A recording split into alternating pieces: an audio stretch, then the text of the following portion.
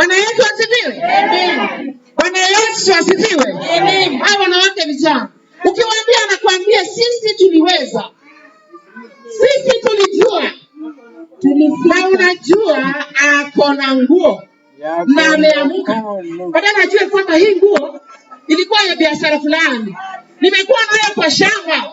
Nimetoka kwa shamba, nimeamka, inafaa niende sasa nje. Mahali nitakutana na watu, mahali nitakutana na wazee, lazima nivae nguo nzuri. Bwana Yesu asifiwe. Bwana Yesu asifiwe. Wanawake vijana, mkubwi. Bwana Yesu asifiwe. Yesu asifiwe. Amen. Bwana Yesu asifiwe. Amen. Huyu mwanamke kijana. Bado niko tuko mwanamke kijana. Wamesema tuwafundishe.